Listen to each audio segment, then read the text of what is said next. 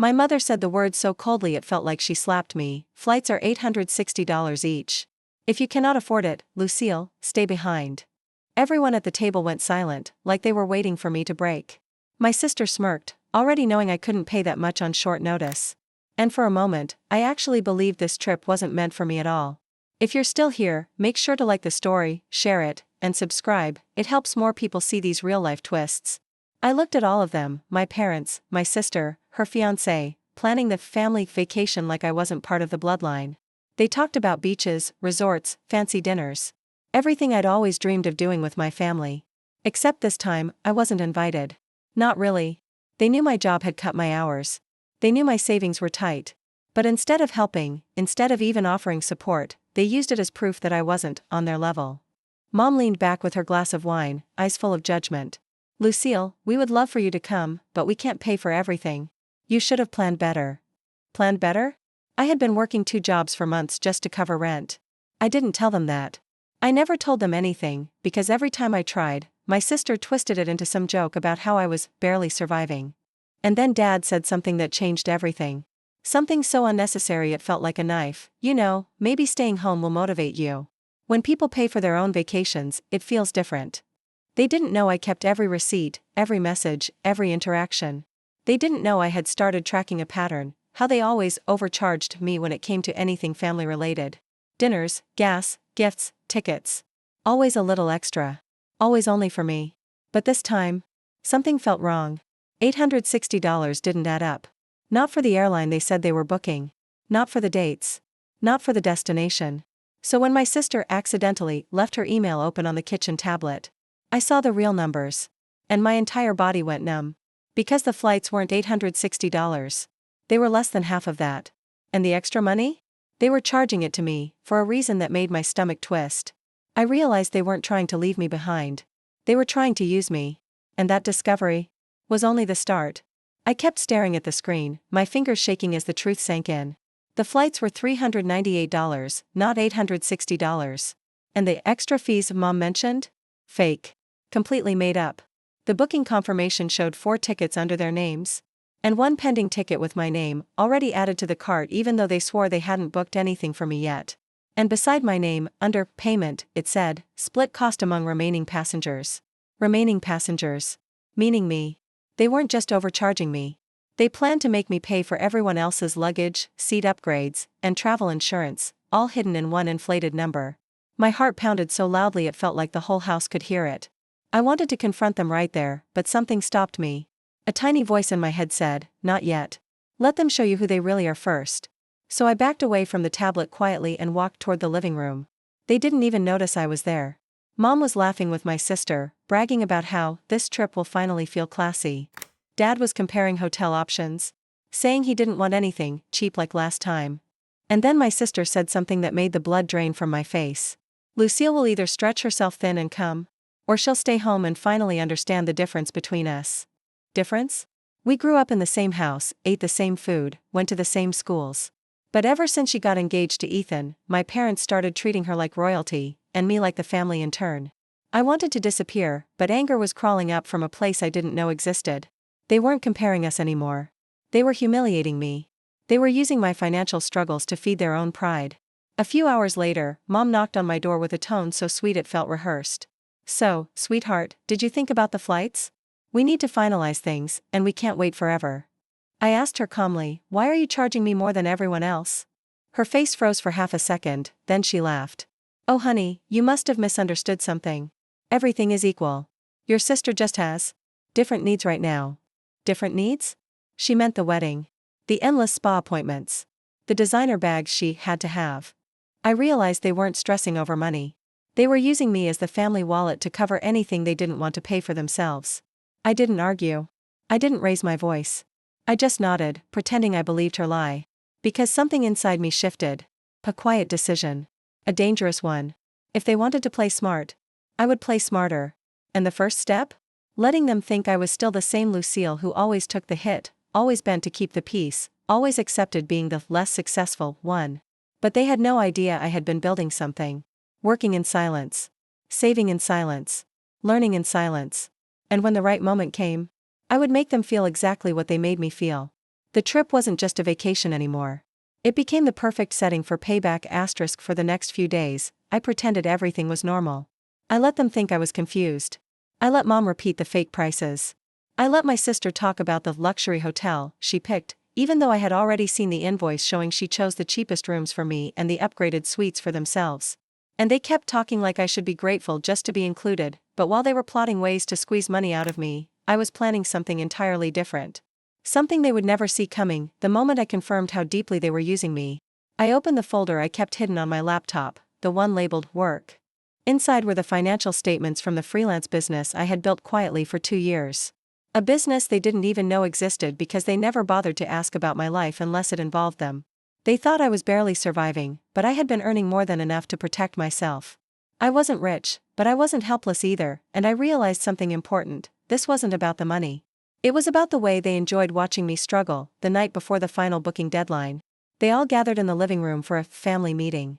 Mom placed her laptop on the table and said with this fake excited voice, "Okay, let's finish payments."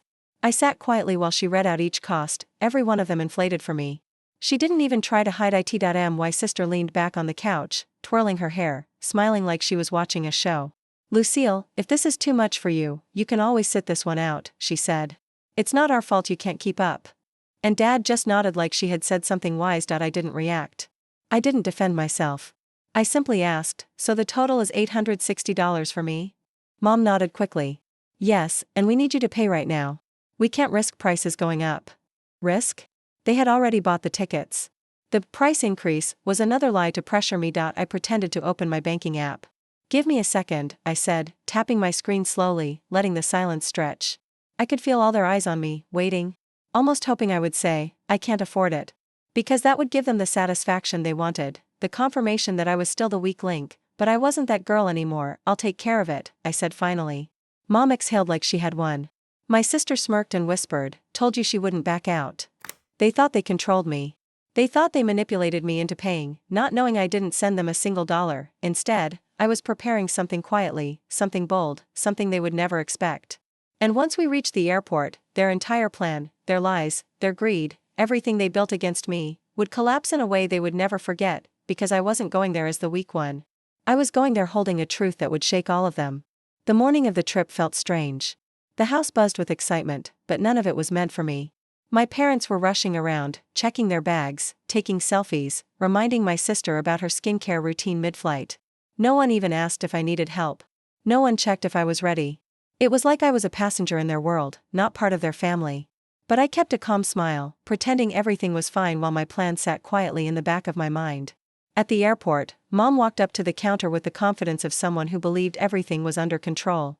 "We have 4 confirmed tickets," she told the agent. "And 1 pending. My daughter will pay for hers separately."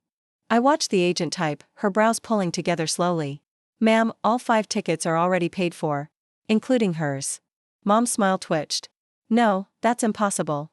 We didn't pay for her. She was supposed to handle her own cost." The agent turned the screen slightly. "All payments were completed by 1 card 2 nights ago. And all passengers are under the same priority check-in. Whoever paid, paid for everyone." My parents turned to me, confusion hitting them like a slap. My sister's mouth literally fell open. "You paid? For all of us?" Mom whispered, almost offended. Before I could answer, the agent added, "And the seat upgrades, all in the front row, were included too." Front row? Premium seats. The exact ones my family refused to buy. But secretly wished they had. "Lucille," my mom said through tight teeth, "why would you do that? You know you can't afford." "I can," I said gently. "I've been able to for a long time." Dad stepped closer, lowering his voice. "Since when do you have that kind of money?" And that moment, that tiny spark of fear in his voice, told me everything. Not fear for me. Fear of losing control. I just smiled. "Since I stopped depending on anyone to save me." My sister scoffed.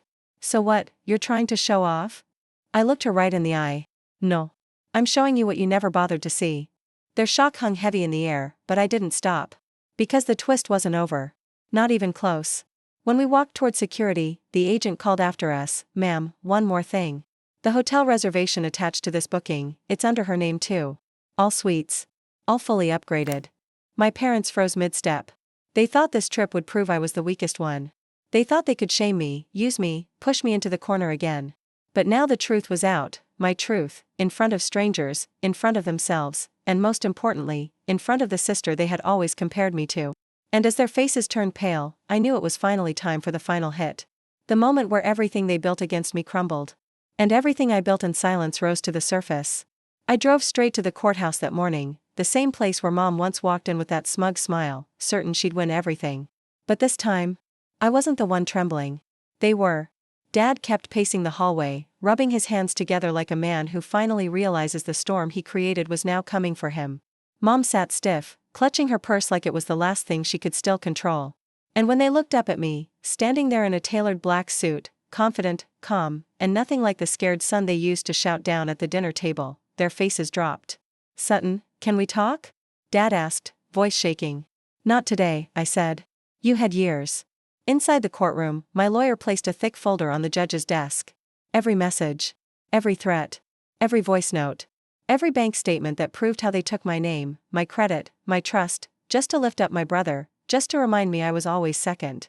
And then came the final piece, the signed confession from the contractor they bribed to block the sale of my land so my brother could steal the project.